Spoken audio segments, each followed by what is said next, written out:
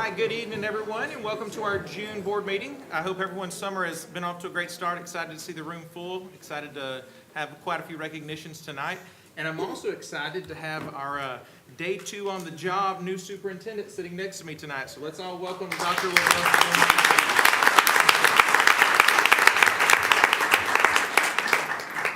All right, before we get started, Miss Kelly is going to say a prayer for us, and then we'll say the pledge. So if you all rise. Let me pray.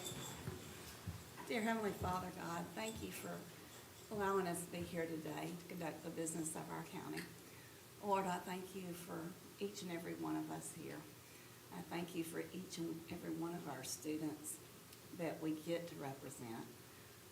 I thank you for the free elections that we take for granted a lot of times. I thank you for each and every one of the parents that are here. Thank you for all the parents that can't be here, but I appreciate all the hard work that they do in helping their students to be the best that they can be. Lord, I pray that we will keep in mind that we're here to do what's best for our community.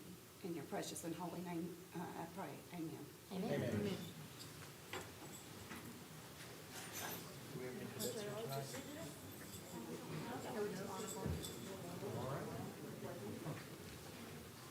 I pledge allegiance to the flag of the United States of America and to the republic for which it stands, one nation under God, indivisible, with liberty and justice for all.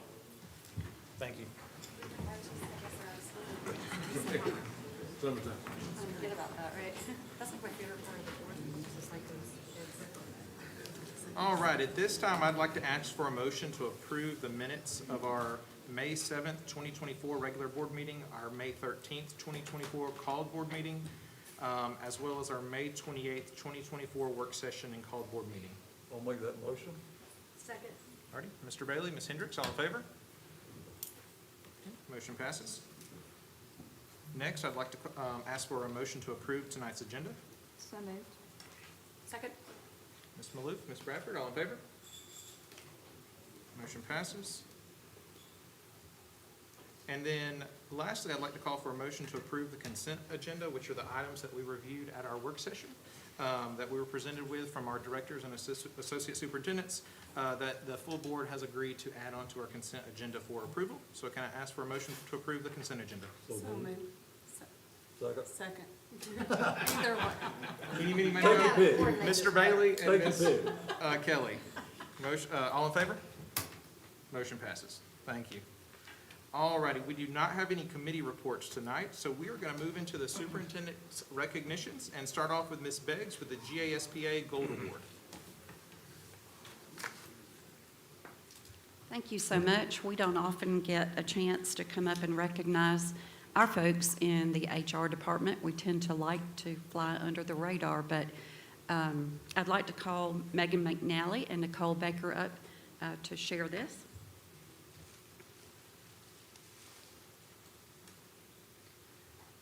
So every year, the Georgia Association of School Personnel Administrators recognizes school systems for their best-in-class work in various areas of human resource management.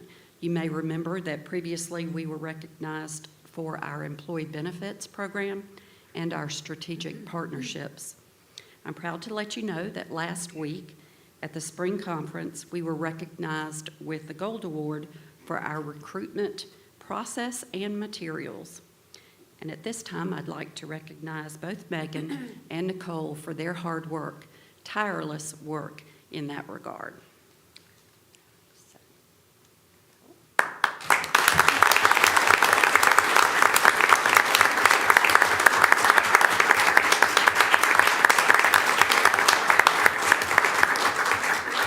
And they will be sharing a full presentation to the board at a later date. We appreciate you ladies and your team. It's really hard to teach kids without teachers and the rest of our staff members, so thank you for the great work you do on recruitment. All righty, next we'll have Dr. Bowen with the Barrow County School Athletic Achievements.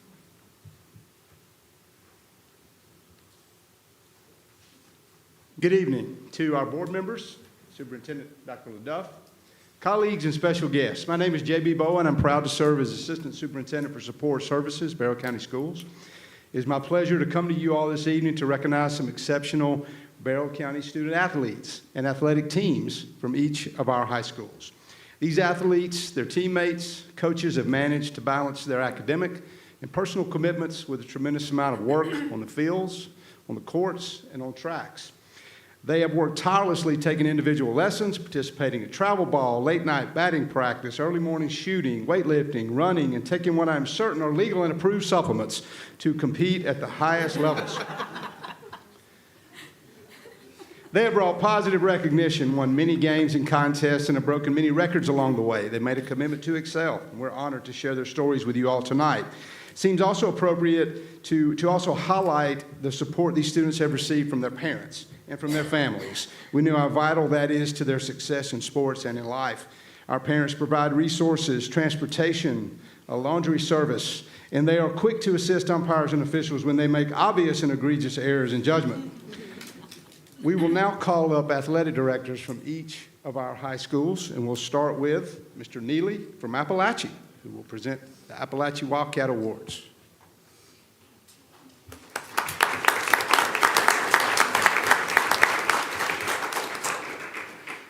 Thank you, Dr. Bowen. Real quickly, want to recognize a couple of individuals and a team for their athletic and academic performance. Ms. Riley Sapp, can you join me?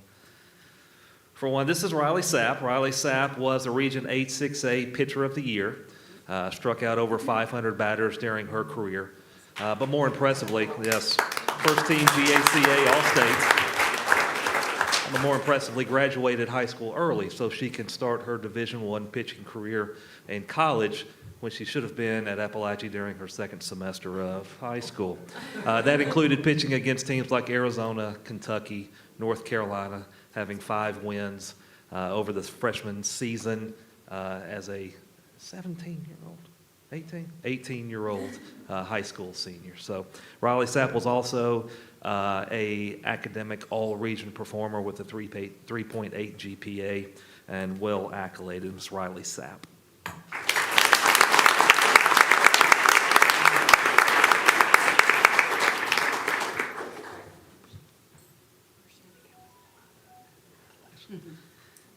Brooke, did Alyssa make it?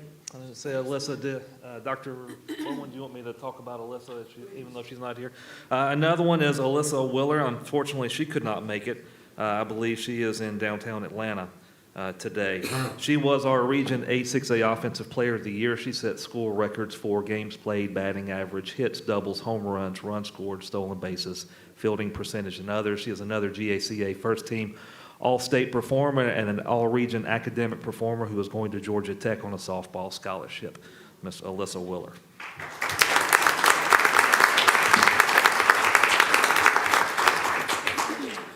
And for our team, gentlemen, can you join me real quickly, please? Baseball.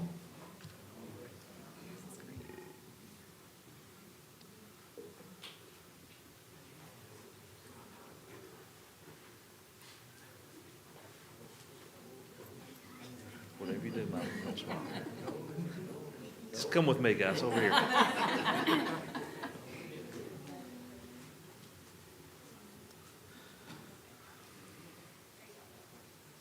And real quickly, this is the first region champion baseball team in Appalachia's 22-year history, winning the Region 8-6A, which included having 3 first-team all-performers, 2 second-team all-performers, honorable mention, and our 2-way Player of the Year for baseball in Region 8-6A, Mr. Nate Vallis. He was going to go to Marion Military College in Alabama. He is also a Region 8-6A first-team all-region baseball player.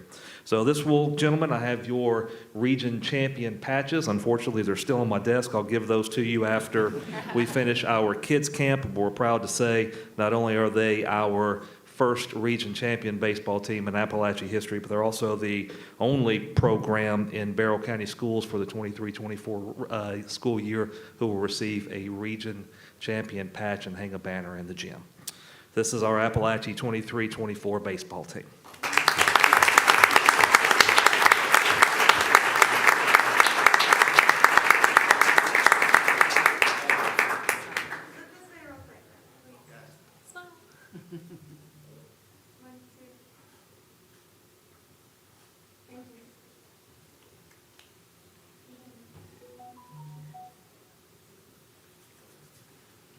Congratulations, that's a huge deal. Yes.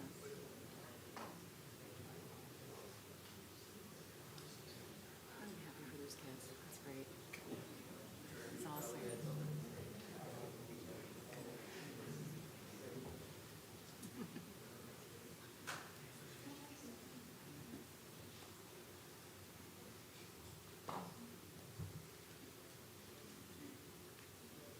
And next we'll have Bassa come forward, please.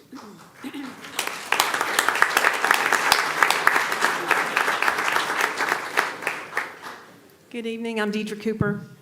I'm the Assistant Principal and Athletic Activities Director, at BASA. So good to be here tonight. We've had a great year at BASA with our sports, and we just want to recognize a few of our outstanding individuals. We're really looking forward to growing the programs that we have at BASA next year. So with that said, I want to recognize our boys soccer team. So if you guys could come on up.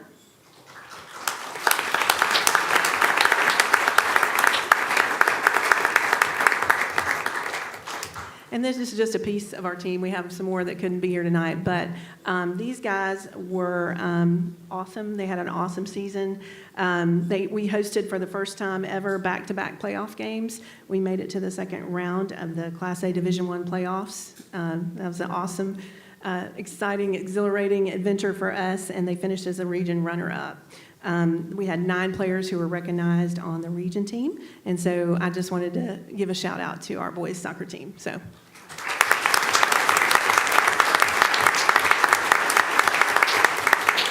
Thank you, guys. Y'all can yeah. And our coach, Stan Perry, him too. Couldn't have done it without him. All right. Oh, a picture. I'm sorry.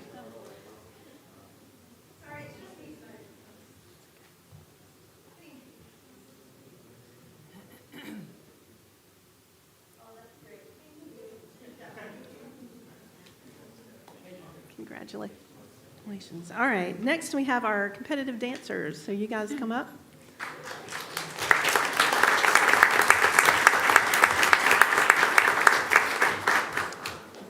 And our dance team was a team of 11. We have 3 here tonight. They're all working or graduated, and they just didn't have time for us. But anyway, I want to say congratulations to Coach Haney and her girls. They had a great season. They actually finished second in high kick at state. So I want to give them a big round of applause. The ones that are here, we have Ansley Haney. Wave, Ansley. And Bailey Mole. And Kendall Sanders. So congratulations to our dance team. Thank you, ladies. Picture? Y'all need a picture? Okay, all right. And last but not least, let's have our cross-country and track folks come on up.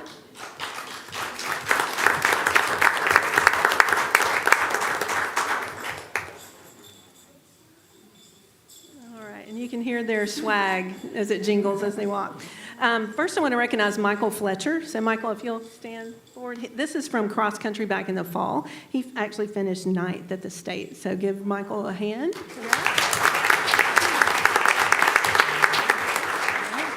Our 4x8 relay team finished 7th at the state championship this year, and so that would be a team of Emma Busby. If you guys will step forward. Emma Lewis. Is she here? Not here. Maya Tews. And Devin Howard.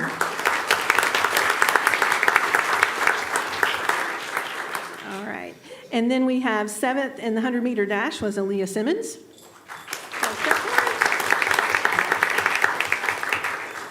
6th in high jump, Bailey Wise. 4th place in the 400-meter dash, Akira Medlock. And last but not least, we have Jacob Carruthers, who was our state champion in high jump, 200-meter and 400 meters. So give Jacob a round of applause.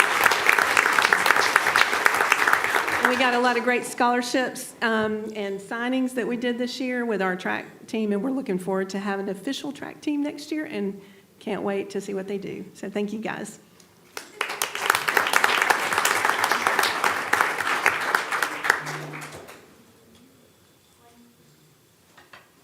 Thank you.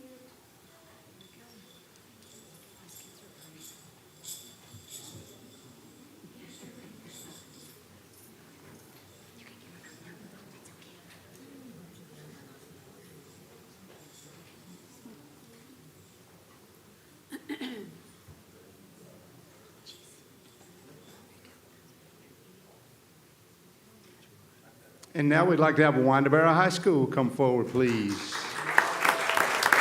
Mr. Jared Noblet. Good evening. Thanks for having us. Just wanted to take a second to recognize a couple of outstanding teams. We had two members of our boys track team who weren't able to make it tonight. Sean Wilhite won the region in long jump, and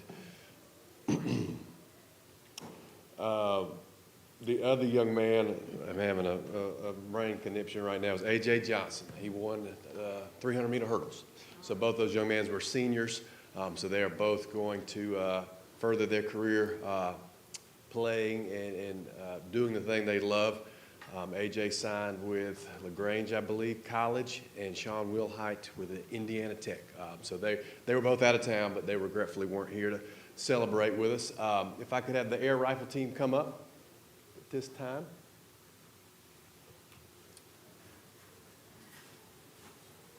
They had a historic season.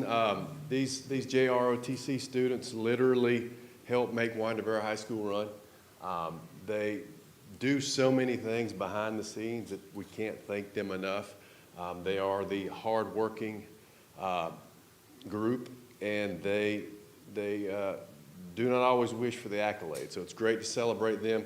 They had a historic season. They won the Area 4 Rifle Championship, which is pretty tough, being that Georgia Military's prep school team is in that division. So they were able to knock them off and then beat McEachern in the first round, I believe, and then Lumpkin County came down, and they have quite a few student athletes that train with the UNG rifle folks. So that was a tough match, and they knocked us off in the second round. But they had a great season, and it really is great to recognize these fine young students, because they have a bright future ahead, and they have worked so hard this year to get to where they are, and I can't thank them enough for all their hard work and how well they've represented Windabara High School. So if you'll give them a big round of applause.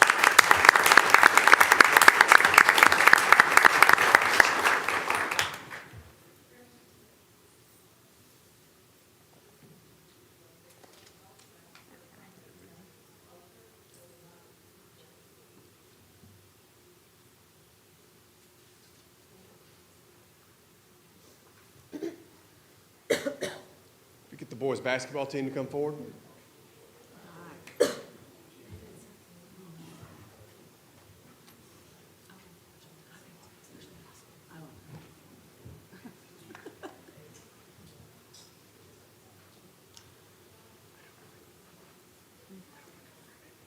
These gentlemen put together a historic season as well.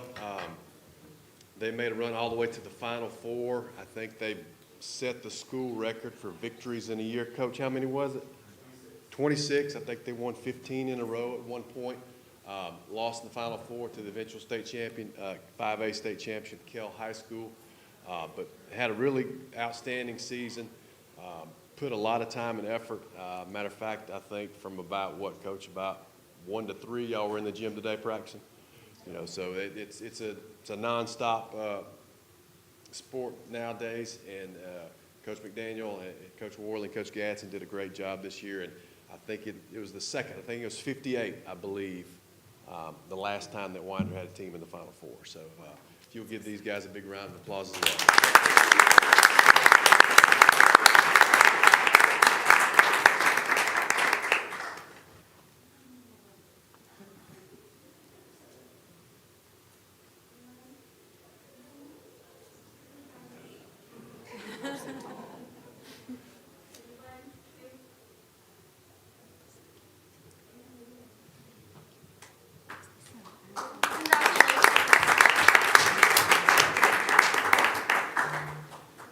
You know, it's pretty exciting to hear that we've got Barrow County students winning at the state level. That says a lot for our coaches, our lay coaches, our on-staff coaches, our parents, and the students for making it happen. So congratulations, guys. We know you put a lot of work into it, and we appreciate you guys representing Barrow County very proudly out there. All right, this time we're going to jump into the superintendent's department reports. We're going to start with Ms. Houston with the business services report.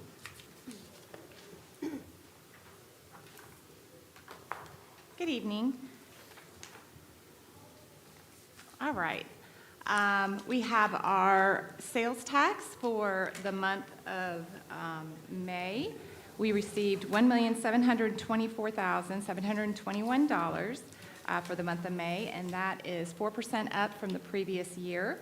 And then you can see the graph below that we're kind of leveling out with the previous year rather than always growing like we have, but we do appreciate everybody buying in Barrow, so their sales tax dollars go to our schools. The next report is our general fund summary. So this is, we are at 92% of the year at May 31st, 2024. Our fund balance is $89.2 million. Our total revenues for the year to date, May 31st, 2024, is $181 million. Our total expenditures, $167 million. Our total revenues for the month of May, $10.6 million, and our expenditures, $14.2 million. We always like to see our graph down there at the bottom where the target line, the revenues are above it and our expenditures are below it. The next report is just a detail of our general fund. And then we have our special revenue fund for the month of April, year-to-date. Year-to-date revenues, $25.5 million. Year-to-date expenditures, $25.4 million. Our capital projects funds, our year-to-date revenues, $24.1 million, and our year-to-date expenditures, $30.9 million. It's because we're building BASA 2, so it is taking some of our fund balance in our capital projects funds to build that. And then our debt service. Our year-to-date revenues for April 30th, 2024, $4.3 million, and our year-to-date expenditures, $10.8 million. Any questions on those? Thank you so much. Thank you. All righty, Dr. Bowen, anything with support services report? Nothing this time. Thank you, sir. Mr. Furno, anything with system operations? Thank you, sir. Dr. Moten, teaching and learning? Thank you. Ms. Beggs, anything at this time? Not at this time. And last but not least, Dr. Thompson, anything with strategic information? Nothing at this time. Thank you, sir. All righty, so we're going to jump into old business, and we're going to start off with the calendar year 2024 millage rate. Ms. Houston. All right, so there is our decision. We went over this last week, and I've given you where we are. We are budgeting a 15 point, sorry, I apologize, $15.8 million deficit. But in that deficit, we are going to use our fund balance, and we are going to look at their millage rate. So we're not asking our taxpayers to cover that full deficit that we have. We are going to use our fund balance. So we're looking at the millage rate, and there is a rollback rate in effect of 15.037.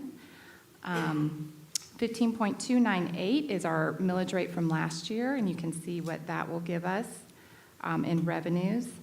Our break even with our estimated property taxes that I put into the budget would be the 15.468.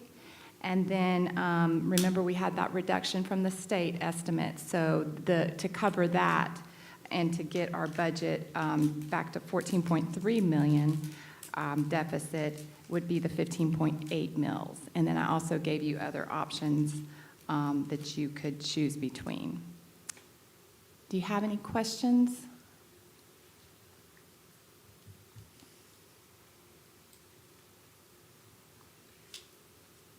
Any questions? Jennifer, in November, our citizens will be able to vote on the recommended senior tax exemptions, correct? That's correct. Which has nothing to do with our budget or this year's taxes. Right. That has to do with next year's budget. Do we have any idea how much that will affect our budget, our taxable revenue the following year? No, we do not. It is we don't know who in our county is 62 and older. Even if we did, we don't know what homes they have. And so we don't know how this is going to affect us. On top of that, we're also looking at a 3% cap in our reassessments that the state has asked our taxpayers to vote on, and then an additional $2,000 homestead exemption. So we had Carl Vincent come in a couple years ago, and they did a research on this and how much it was going to cost us. They came up with about $6.3 million, but they didn't take into effect the 3% cap or the additional $2,000 in homestead exemption. So if this is voted in, and we do want to protect our seniors and everything, but we have to understand that going into next year, our millage rate is going to have to increase next year pretty significantly. Right now, a mill is about $4.3 million, but that mill already has all of our seniors in that. So that millage rate, that mill is going to go down. It's going to be less to us. So we might be looking at a potential 4 or 5 mil increase next year if the economy continues the way it is and the cost of doing business increases or even stays the same. We're going to be having to look at something like that if this gets passed. Now, we do have some growth coming into our county too, so that's going to help us. And if we get some businesses in and industry, that is always a windfall for us, so that would be great also.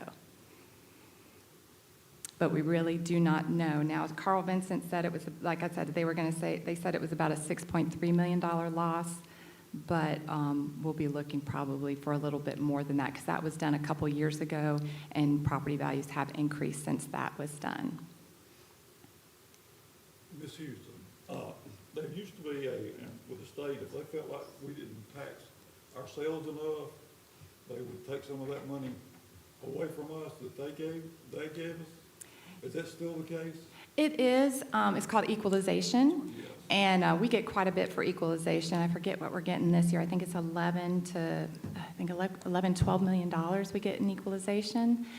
So if we reduce our millage rate, then they will take a portion of that back in 2 years. It takes about 2 years for that to trickle down to us. Thank you. Ms. Houston. So basically what we're saying is, next year, in all probability, there's going to be a millage rate increase. Okay, and by next year, when we worry about that, hopefully the senior exemption will have passed. But this year, they're still going to have to pay the taxes based on their current situation, right? Yes, no age-based tax additional age-based tax exemption has gone into effect Right, for so that's next year. this year. Okay. I absolutely hate spending $15 million in reserves, okay?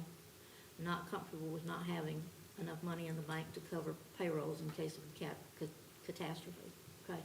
However, I also hate seniors having to pay outrageous taxes through no fault of their own to the school system.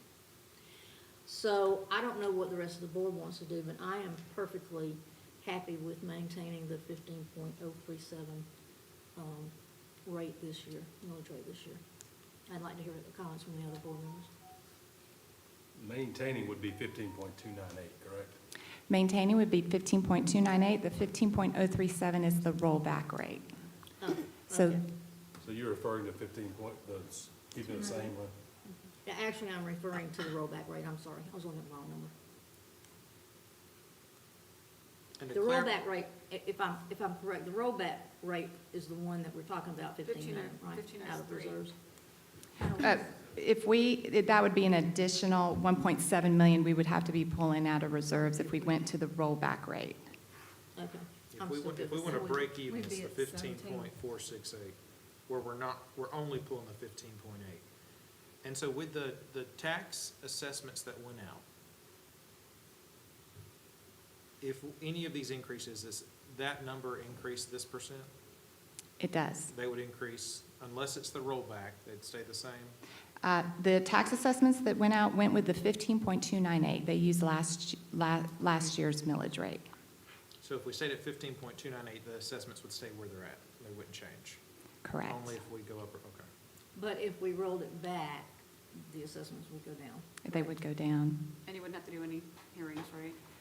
I wouldn't, but this year I think it's real important, so Yeah. I'd probably do some hearings trying to get our taxpayers in here to kind of explain what's happening over the next couple years. And the 15.82 would cover the reduction from the state. Would that, I mean, how much would that be an average to, like an average homeowner? So I Say you had a 400,000 or 300, $100 a year. It says 100.74 is what. 100.74 compared to the rollback rate, But that's on a $250,000 house, right? 325,000. 325, okay. I increased that from the previous years due to what is happening, yeah. Okay. I just think we owe it to our seniors, many of whom have been on fixed incomes for years, to do whatever we can to alleviate the taxes they're gonna have to pay this year, because last year, and many times the year before, they've been hit with these huge increases. But that's just me. Well, my concern with looking at the numbers, and I spoke with Ms. Houston earlier, is that group that got caught with the 200,000 homes, you know, that when we reappraised and they went over 200,000.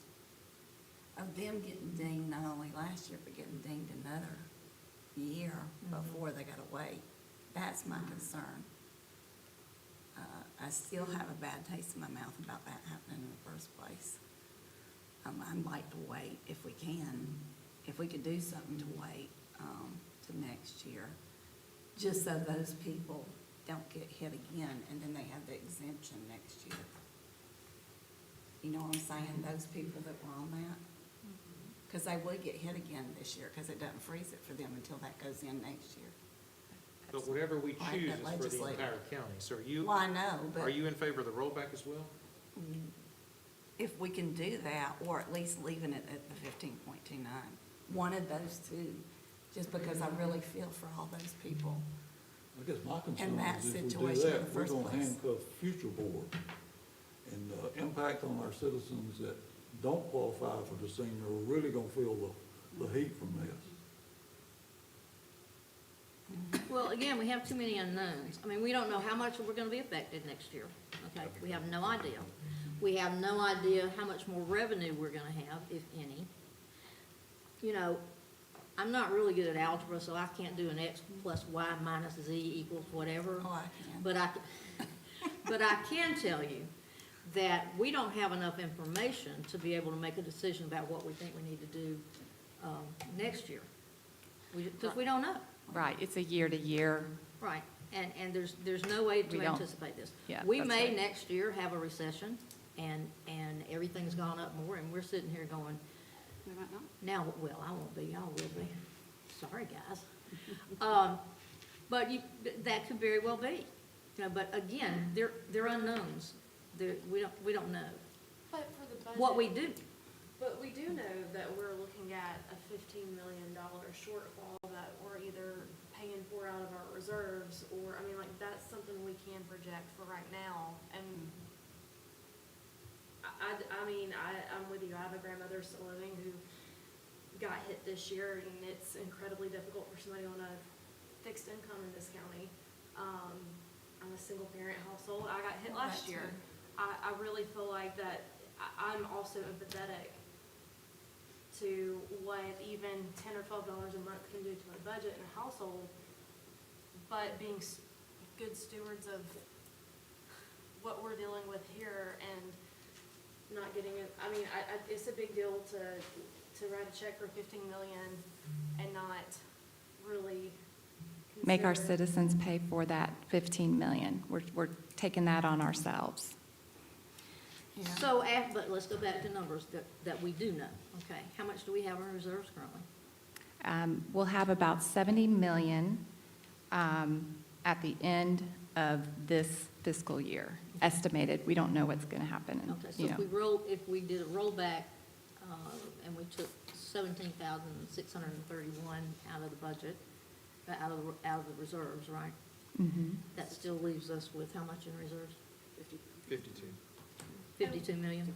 Which is at the bottom mark of. our Three-month, comfort three-month comfort level, level. yes. I mean, that's the lowest point that we're comfortable with. Well, and we've already seen departments come back to us and ask for more money than what we had budgeted Transportation. to pay for stuff.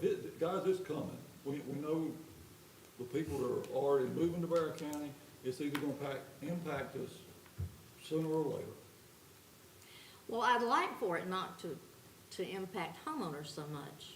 I mean, these numbers about our 6% of our revenue comes from commercial and industrial, when it should be 60 to 70%. I mean, there's some work that needs to be done on the But I county. don't know if there's anything we can do about that. I'm comfortable using some reserves. I just feel like there needs to be a, And I think our department heads did a really good job, after listening to the budget presentation, of stripping down, but also building in some of inflationary numbers into what they think they might need. Now, there's a lot of things out of control. Fuel price could go crazy high, tires could go crazy high, textbooks, desks, the water bill could go up. We don't know. I like the idea of covering our budget, breaking even with the estimated property taxes at 15.468. I just feel like our people did a lot of work in building that budget, and that would fulfill our budget minus the reduction from the state. And that's only a 2.8% increase versus a 5.2. No, I would be okay with that. I'm comfortable with that as well. I just think, and it's not just the elderly people. I know from even doing the, looking into changing car insurance and your homeowners and stuff. We've already been in Georgia hit with huge, I don't know if anybody else has checked it, rate increases. And the guy told us, Clay and I yesterday, Georgia's fixing to be hit with other increases. And that's gonna affect every citizen that drives. And God forbid, these parents that have teenagers coming up. I feel for them. I'm glad I don't have any more teenagers on my car insurance. But those rates, that everybody's gonna pay those. And that's gonna affect everybody. And so I'm looking at all my constituents out there and how that's gonna affect. And as a business, which we are, but as a government business, I think my constituents that I've talked to, they understand we gotta have a fund balance, and they're glad that we've been good fiduciaries, and I talked to them about our rating, how we can borrow money low. And they're appreciative of that. But they're concerned with us having too big of a fund balance. They don't want us coming to them and asking them to pay for more than what we really need to run the business. That's their concerns. And so that's what I'm trying to, as a business person myself, trying to look at. What do we really need to run the business and not go back to them for more? And as long as we can do that, then I'm good for that. And I Just think that's what watching the their pocketbooks 15.468 does, right? It Yes, sir. fulfills Yes. what we I'm okay with budgeted that. for. What we and no budgeted more. for, I would be okay with and that. we're still dipping into reserves. yes. Which Yeah. I do Splitting feel it. like, as a taxpayer myself, I feel better knowing that, hey, we're not just sitting on this pile of cash. We are still using that to offset as much as we can. So it sounds like we're in maybe 2 or 3 different groups right now. We've got some open to the rollback, where we'd have a $17.6 million loss in our fund balance. Some breaking even with estimated property taxes, which would be a 2.8663% tax increase, where we'd have a deficit of $15.83 million. And then some that would like to see the 5.2338 increase, which would cover the reduction from state. Does that sound right? We're in those three Yeah. camps right now. I would just point out that when we're talking about things that can happen, and we're talking about increases in insurance rates, we're talking about increases in food costs, we're talking about increases in just about everything. And that hits the elderly in this county and all over the state harder than anybody else. They can't go out and get a part-time job. They can't look for a promotion. They can't find another job because they're retired and unable to work, okay?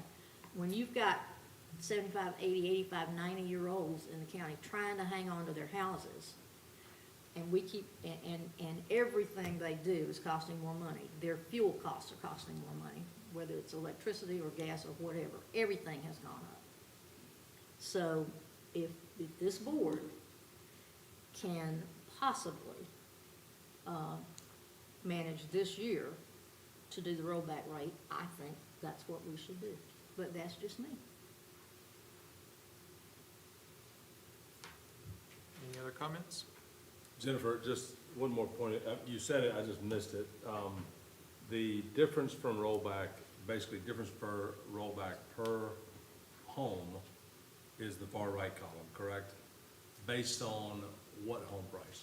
325,000. 325,000.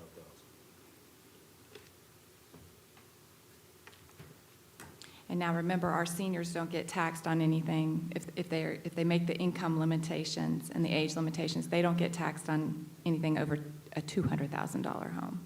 So Or they do get taxed on the over 200,000, but not if under it's the over 200. so right now, today, this year, it's got to be over 200,000. So we're talking about the taxes on 200,000 to three, in this case, In this case, 325. 325. And So, we are talking, we're talking $125,000. $5 or $6 on average per year? Per month. Somebody have a calculator? It'd be, I mean, if you did the 15 Come point, on, Matt. 15.82 One- would be about, I don't know, That's an annual number, not a monthly it's number, an right? annual, no, it's an annual. 125,000. Divide that by 12. I don't know. As I recall our conversations around the senior exemptions, and how many people we're talking about here, I don't know. And keeping in mind that we're faced with this coming into next year, I certainly don't want to do a rollback. I'd rather be at 15.824, but I could go along with 15.468. I mean, it's just a really, the 3341 versus the 5517 is $21. So we're talking about, we're talking about $5 or $6 or $7 or $8, for those seniors in that gap right there. It just, and it seems like it just digs a little bit too deep of a hole for us to do the rollback, to me. Yeah, I feel like that's And too. Jennifer, will you I should know it by now, remind me that the average home, how long it takes to pay for one student in our system? It's about 32 years. 32 years for one student to live here and pay a mortgage to be able to cover Hundred- one student. Cover one student, the local portion, yes. Thank you. Okay, let's try our best to get it down to, from those three groups to two groups. So we've got rollback, 15.468, 15.824. Just, Well, between those two, we could just, split the difference and go 15.5. Oh, no, that's what I was just thinking, actually. I was actually thinking that. That's dangerous. If you're ready for a motion, I'll make the motion That would be, I for a think, 15.5. I'll make a motion, we go 18.5. 15.5 or 18? Oh, I'm sorry. I know, like, really, I Beverly? said 15.5. Did I say 18.5? Those of you who may be We have a lot of numbers we're looking at here. You were about to get kissed on the lips, Beverly. I go 15.5. Tentative millage rate. Who's really going back 20-something okay, years? Mr. Bailey has made a motion to set the tentative millage rate, to set the millage rate for 15.5. Do I have a second? Second. All right, so Mr. Bailey first, Mrs. Kelly second. All in favor? Look at me. Okay, any opposed? Okay. No, I'm not opposed. It's delayed reaction. You wanted that 18.5, didn't you? Did you get the in favor, delayed, and opposed? Okay, so motion passes. Tentative millage rate set to, or the millage. Tentative millage rate set to 15.5. So Or a surplus. we will have public hearings on this on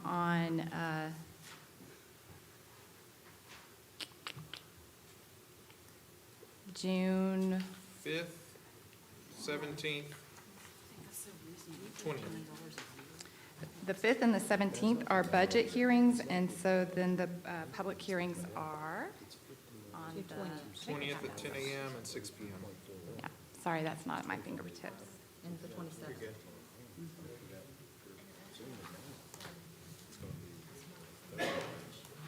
And then we will approve the millage rate at the work session, at the board meeting in July.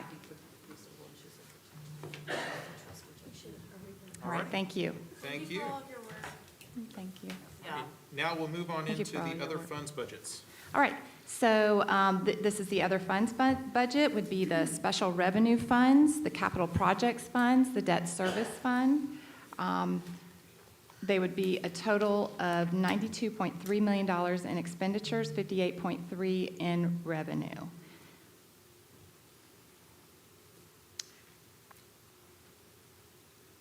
And these are from our SPLOST proceeds and from federal and state funds. So this has nothing to do with property taxes. Remind me again, when did the federal dollars go away? ESSER funds, September is when we have to spend all those funds by, but really we have a cutoff really of June 30th. We just have a couple things that we're going to pay over the summer. A lot of moving parts. Lots. Mhm. So is any of that money built in this new budget or not? That's the current year budget, right? The rest of those ESSER funds? ESSER funds were all in the current budget, yes.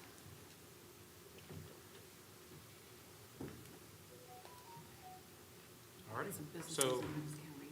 Do you approve okay, the can I get a motion to tentative? approve the tentative budget, other fund budget? So moved.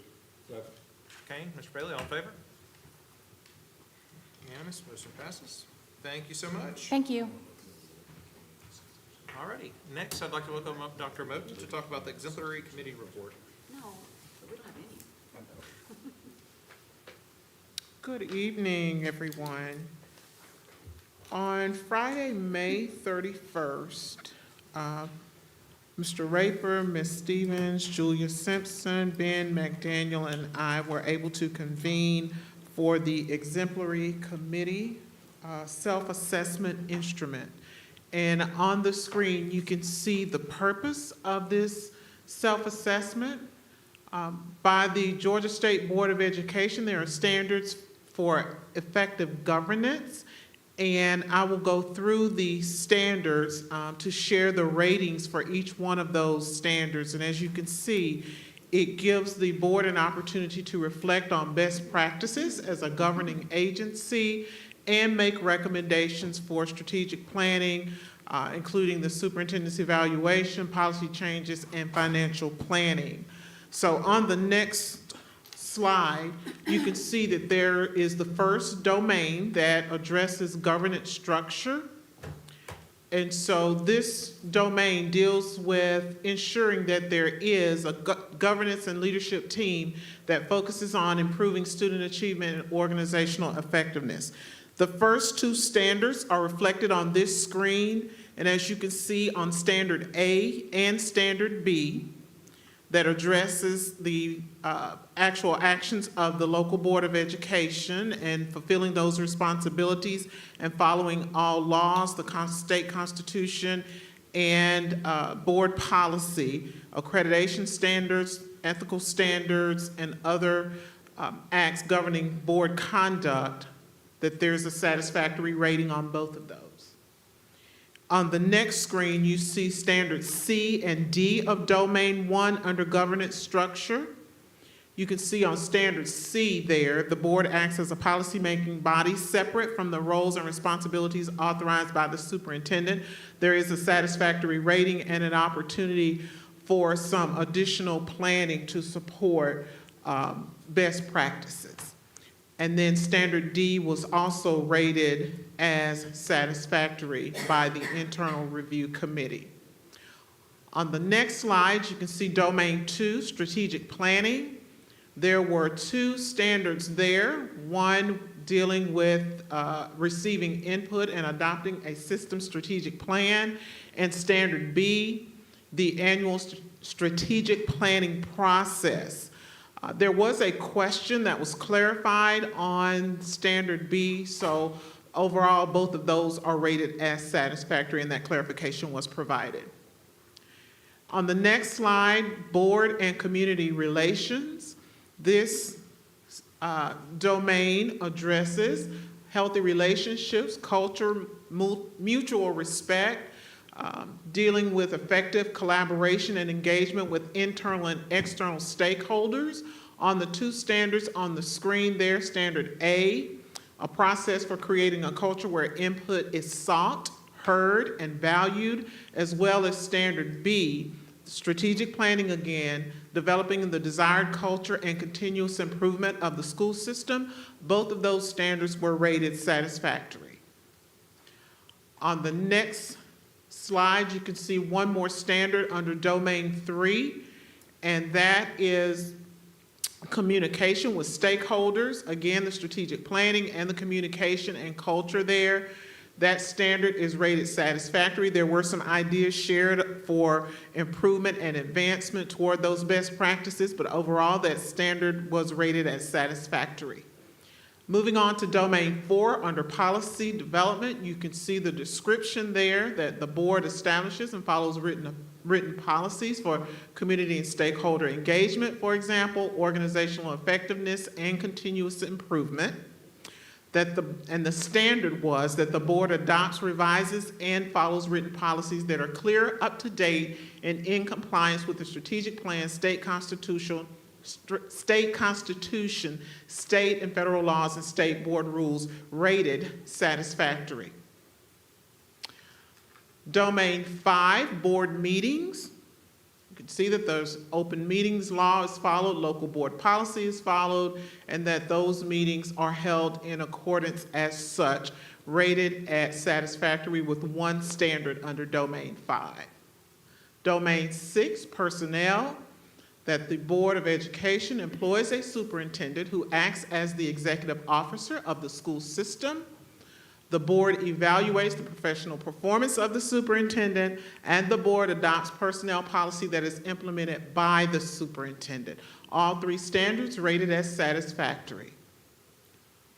Financial governance, two standards reflected on the screen. The superintendent, upon recommendation of the superintendent, that the Board of Education adopts a budget that adheres to state law provisions and is consistent with its strategic plan, as well as Standard B, that the Board of Education adopts a policy for fiscal management and monitors the implementation of the budget in accordance with state law and regulations. That standard is also rated as satisfactory, A and B on that screen. Standard 8, ethics, that the Board of Education conducts themselves collectively and individually in an ethical and professional manner. That standard is rated as satisfactory. Okay. And that covers the 8 standards of the self-assessment. Again, the Board of Education will be able to take those standards and those ratings and identify measures for best practice.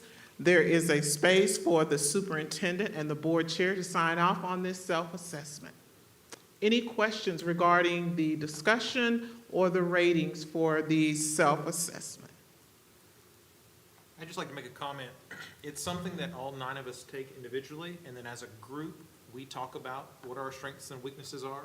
And then I love the fact that we go one step further and get staff and community members to take that same assessment of us. How are they doing? We think we know how we're doing, but it's always good to hear how outsiders think we're doing as well. So it was a great collaborative effort, and we appreciate you leading it for us. Absolutely, thank you. All right, thank you so much. All right, at this time, can I get a motion for authorization for committees to meet? So moved. Second. Ms. Stevens, Ms. Maloof, all in favor? Motion passes. All righty, guys. At this time, we're going to go into executive session to discuss or deliberate upon the appointment, employment, compensation, hiring, disciplinary action, or dismissal, or periodic evaluation or rating of a public officer or employee, or to interview applicants for the position of superintendent. Yes. Yes. Yes. Yes. Yes. Yes. Yes. Yes. All righty. I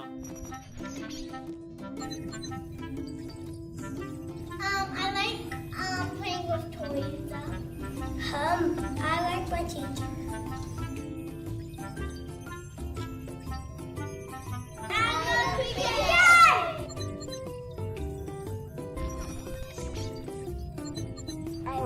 the Newburgh Pre-K. Pre-K is out of this world.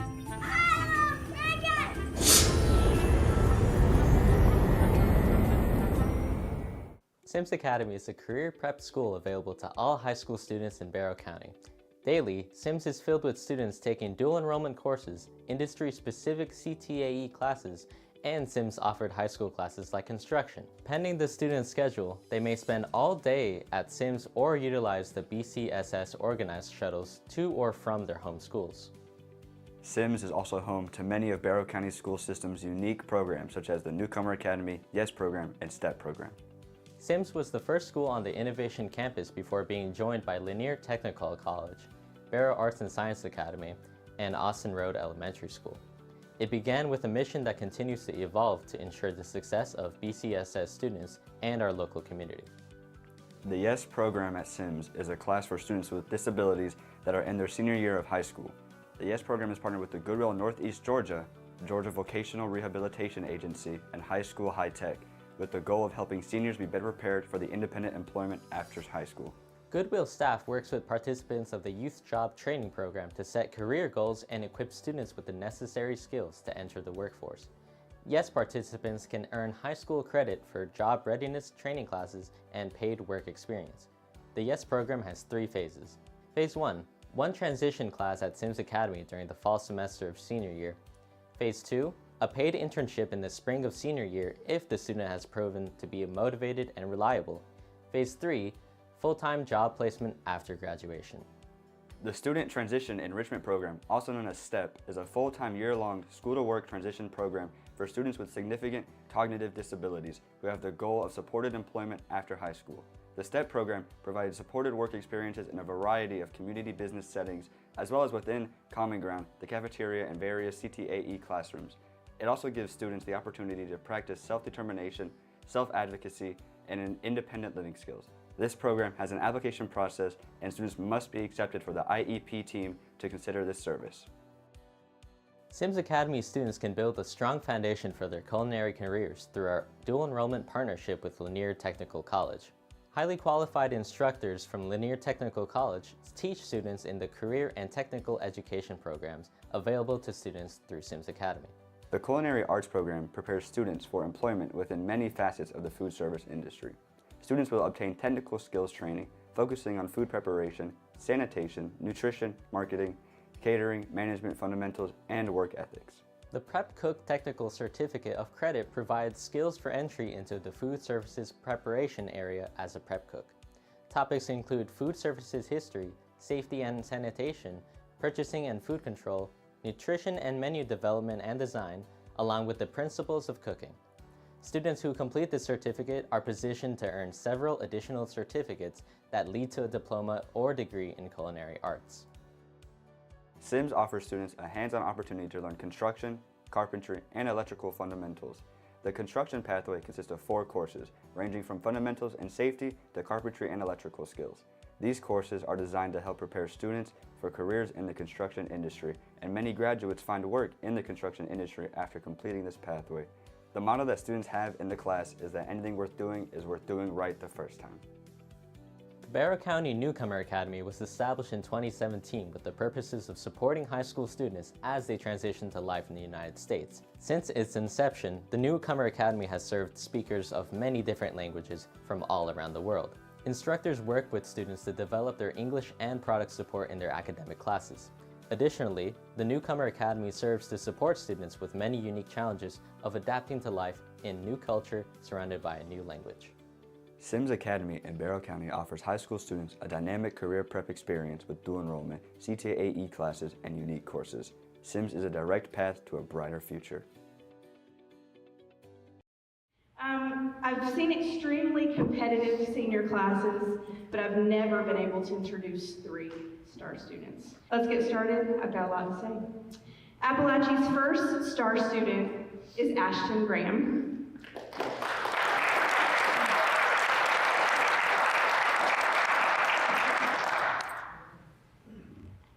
I'll let you hold this when I talk about you. It's going to take a minute. Ashton is a 4-year varsity soccer player and team captain. He is president of HOSA. He is vice president of the Science National Honor Society. He's also a member of NHS, Math Honor Society, Beta, and the Student Athlete Ambassadors. He's also participated in the past in the Youth Leadership Bureau and the Chick-fil-A Leadership Academy. Since 3rd grade, he's volunteered at Special Olympics, and I'm sure he will again this year. He coaches at the Piedmont Soccer Academy, and he's just a really super kind young man. He plans to major in biology and become a doctor, and he's deciding where he'll start that journey soon. I think some scholarships are in his future. It's also really important to note that after all of that, doing all that he does, Ashton is also the 2024 valedictorian of his class.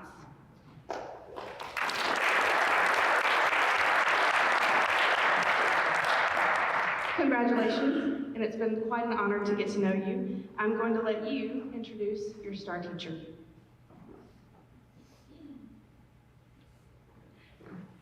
My star teacher that I chose, I had all the way back in 3rd grade.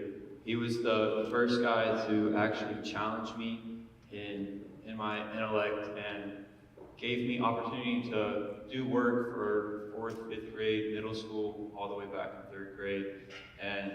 But it's not only that or why I chose him. The main reason I chose him was the effect he had on me and then all the other people around him outside of like a school, just academic setting. I had this one friend, I'm not gonna say his name, but he was extremely smart as well. It's just, he had some other things that held him back. And Mr. McCoy was the first person I saw that gave him the opportunity to showcase his knowledge in another way. And he was one of the other smartest kids at the school. So for that reason, I chose Mr. Carl McCoy as my star teacher.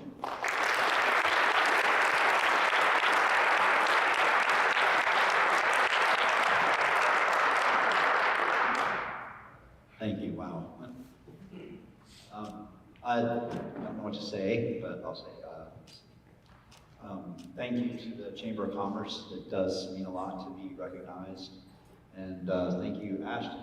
That was very kind of you to say.